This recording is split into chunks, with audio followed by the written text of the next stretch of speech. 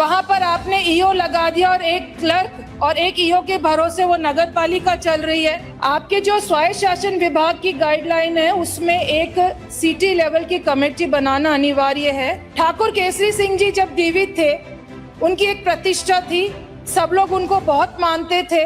मंत्री महोदय, जहां तक मैं जानती हूँ आप दोहरे चरित्र के नहीं है, आप जो होता है वो मुंह पर कहते हैं। हुकूमत का दावा है गली गली से वाकिफ होने का, मेरे मंडावा बिसाऊ मलसीसर का, मगर वो रास्ता नहीं जानते। 43 सालों से 18 राज्यों के बच्चों और माता पिता की पहली पसंद Modi world school wisdom city. 35 एकड़ का सुरक्षित और आधुनिक कैंपस, जहां पढ़ाई के साथ मिलती है 30+ रचनात्मक गतिविधियां, जो बच्चों की ओवरऑल ग्रोथ को देती है सही दिशा। राजस्थान का most awarded school Modi world school wisdom city. सभापति महोदय, मैं अपनी बात शुरुआत करूं अपने जिले और अपने विधानसभा क्षेत्र में स्वायत्त शासन द्वारा 2 साल में कराए गए कामों पर। झुंझुनू जिले के अंदर स्वायत्त शासन विभाग की पिछले 2 वर्ष की जो रिपोर्ट है वो एक बार 1 मिनट में अपनी बात रखना चाहूंगी। 2024-25 बजट में झुंझुनू जिले के लिए कुल 4 घोषणाएं हुई। 1 कार्य पूर्ण हुआ, 1 कार्य प्रगतिरत है और 2 कार्य अभी तक प्रारंभ नहीं हुए। ये तो है 24-25। 25-26 बजट में झुंझुनू जिले के लिए कुल 6 घोषणाएं करी, 1 कार्य पूर्ण हुआ, 1 कार्य प्रगतिरत है और 4 कार्य अभी तक प्रारंभ नहीं हुए। यानी सभापति महोदय 10 घोषणाएं कुल हुई, उसमें से 6 कामों का अभी तक कोई काम शुरू नहीं हुआ है। 20% काम हुए हैं और 20% प्रगतिरत है। अब मैं आऊं अपने मंडावा विधानसभा, क्योंकि आपने समय कम कर दिया है। मंडावा विधानसभा की खूब सभापति महोदय सदन के अंदर, तो माननीय मंत्री महोदय का धन्यवाद दूंगी। मैंने भी इनसे रिक्वेस्ट करी थी, जन भावना भी थी।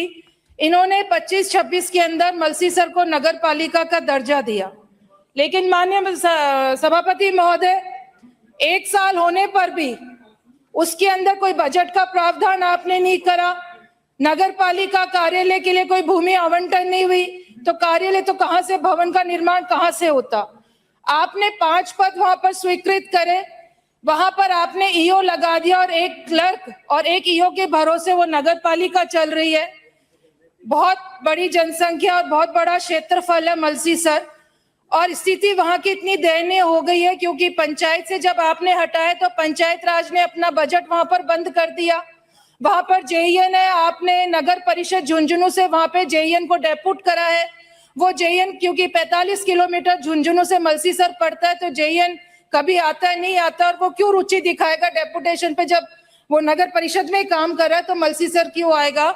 उसकी वजह से थोड़ा बहुत आपने जो बजट का प्रावधान वहां मलसीसर के अंदर करा है, वो बजट किसी भी काम में नहीं आ रहा है। और हम एमएलए या एमपी लेड से कोई काम दे रहे हैं, वो काम भी वहां पर नहीं हो रहे। अभी पिछले दिनों जब बारिश हुई थी, बहुत जबरदस्त बारिश हुई, और मलसीसर कस्बे के अंदर क्योंकि सफाई का काम बिल्कुल ठप पड़ा है, नाली वगैरह सब सड़ रही हैं, कोई काम नहीं हुआ, तो नालियां और मोहल्ले पूरे पानी से भर गए। मेरा निर्वाचन क्षेत्र मंडावा है, और मंडावा जब मैं बोलती हूँ तो मैं अपने आप को बहुत गौरवान्वित महसूस करती हूँ। उसका कारण है सभापति महोदय कि मेरा मंडावा विश्व मानचित्र पर्यटक मानचित्र के ऊपर सबसे अग्रणी है, अपने भित्ति चित्रों के लिए और हवेलियों के लिए बहुत प्रसिद्ध है। और मुझे ये यहाँ पर बताते हुए खुशी होती है कि अमेरिका से एक प्रतिष्ठित ट्रेवल मैगजीन छपती है जिसका नाम है कॉन्डे नॉस्ट ट्रेवलर, और इस मैगजीन ने मई 2023, आई रिपीट मई 2023 के अपने अंक में दुनिया के 50 सबसे सुंदर शहरों की सूची में मंडावा को 3रा स्थान दिया। सभापति महोदय, मंडावा उस सूची के अंदर भारत देश का एकमात्र शहर था जो सूची के अंदर आया। लेकिन आज स्थिति आप देखें मंडावा की, आपने 25-26 में राजस्थान के 16 शहरों को केंद्र की स्मार्ट सिटी बनाने की, जो केंद्र की स्मार्ट सिटी योजना है उसके तर्ज पर क्लीन एवं इको सिटी को डेवलप करने के लिए, विकसित करने के लिए अगले 3 वर्ष के लिए 900 करोड़ रुपए का प्रावधान करा, और उसमें मेरे मंडावा को 30 करोड़ रुपए का आवंटन हुआ। मंत्री महोदय, 1 साल बीत गया, अभी तक रूडिस्को ने वहां पर ऐसी कोई कार्रवाई नहीं करी जिससे वहां के स्थानीय लोगों को लगे कि हमें 30 करोड़ रुपए आवंटन हुए और हमारे क्षेत्र को कुछ सौंदर्यीकरण होगा, इको फ्रेंडली बनाएंगे।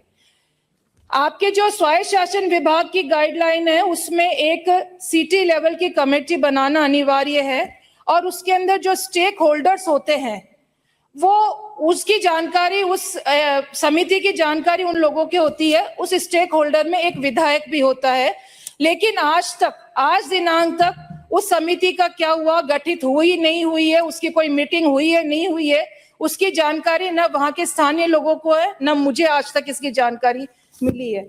मेरा आपसे निवेदन है, इस पे आप जानकारी प्राप्त करें और जितना जल्दी हम लोग काम करवा दें, क्योंकि वहां पर जो पर्यटक आते हैं, यहाँ पर जो पर्यटक आते हैं, क्योंकि पर्यटकों की नगरी कहलाती है और बहुत देश विदेश में मशहूर है, हर बजट के अंदर, चाहे वो बीजेपी की सरकार हो, पिछली बार जब वसुंधरा जी की सरकार थी, उससे पहले गहलोत जी की सरकार थी, पिछली बार फिर हमारी सरकार थी, अब आपकी है, सौंदर्यीकरण के नाम पर मंडावा के अंदर हम करोड़ों रुपए का बजट देते हैं। लेकिन दिक्कत इस चीज की है सभापति महोदय कि वो जो सौंदर्यीकरण का पैसा है वो एक विशेष स्थान पर लगा देते हैं और सारी जो राजनीतिक कार्य होते हैं वो विशेष स्थान जो वहां का गढ़ है वहां से चलते हैं। ठाकुर केसरी सिंह जी जब जीवित थे, उनकी एक प्रतिष्ठा थी, सब लोग उनको बहुत मानते थे और वो बिना भेदभाव के मंडावा के अंदर काम करवाते थे।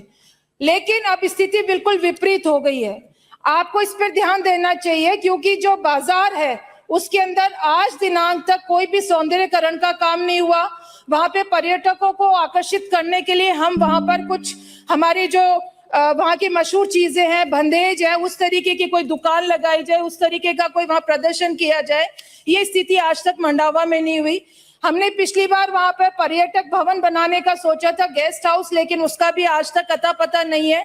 तो मेरा आपसे निवेदन है कि आप इस पे थोड़ा सा ध्यान दें, मंडावा को और सुंदर बनाएं, इसके अंदर हम लोगों का भी सहयोग रहेगा। सभापति महोदय, RUIDP चरण 4 ट्रेंच फर्स्ट के अंतर्गत मेरे मंडावा के अंदर 94 करोड़ का सीवरेज का काम हुआ और जल पूर्ति का काम हुआ।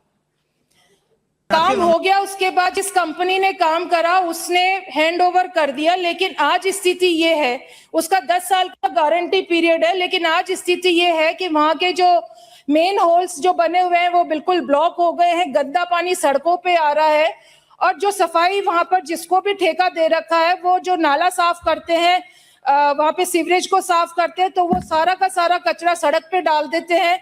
फिर कहीं से पानी आता है या बारिश आती है तो वो सड़क पे फैल जाता है और कीचड़ की स्थिति हो जाती है, बदबूदार कीचड़ वहां पर हो जाता है। तो मेरा आपसे निवेदन है कि आप इस पर ध्यान दें और इस पे जो कमी रही है उसको दूर करें, क्योंकि तकनीकी कमी हो सकती है, उसको दूर करा के और वहां पे साफ सफाई पर ध्यान दें। सभापति महोदय, बहुत इंपॉर्टेंट है, मैं सिर्फ 2 मिनट चाहूंगी, आप घंटी नहीं बजाना। मेरे मंडावा के अंदर ईओ का पद रिक्त है, मैं आपसे मिली भी थी, और जिसको ईओ का चार्ज दे रखा है वो एक बाबू है और वो बाबू वहां पर राजनीतिक दबाव के अंदर आके काम करता है। 10 महीने से वहां पर नगर पालिका की मीटिंग नहीं होने दी, नगर पालिका की मीटिंग नहीं हुई, जो लोगों के हितों के जो फैसले होने थे वो नहीं हुए। मैं आपके पास आई और आपने वहां पर फोन भी करवाया, आपने उनको ताकीद करा कि मीटिंग करवाई जाए, लेकिन ईओ इतना शातिर निकला, जो ईओ का चार्ज लिया हुआ था उसने 3 दिन की छुट्टी ले ली और 4 दिन और निकाल दिया। उसमें पार्षदों का जो टाइम था, समय था, वो पूरा हो गया और थोड़े दिन बाद चेयरमैन का समय भी पूरा हो गया।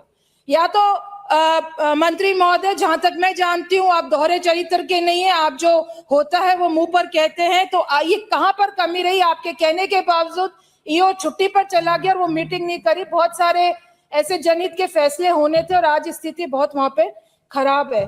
तो मेरा आपसे, आप किसी को भी चार्ज दे दे, किसी को भी लगाए, लेकिन एक प्रभावी अधिकारी तो लगाए जो अपने दिमाग से काम कर सके वहां पर, क्योंकि वहां पर जो लोग है वो भटक, कहीं पर भी जाता है कोई फोन कर देता है, किसी का भी प्लॉट होता है उस प्लॉट को सीज कर देता है, कलेक्टर के कहने के बाद वो प्लॉट को खोलता नहीं, उसकी सीज, और वहां पे वो बहाना बनाता है कि हमने जयपुर DLP के अंदर भेज दिया है। ये वहां पर जो गंदगी फैल रही है उसको रोकने का आप काम करें और अंत में 4 लाइनों से, क्योंकि नौक्षमा सामने ही बैठी है तो मेरे को लगा कि मैं भी 4 लाइन बोल दूं।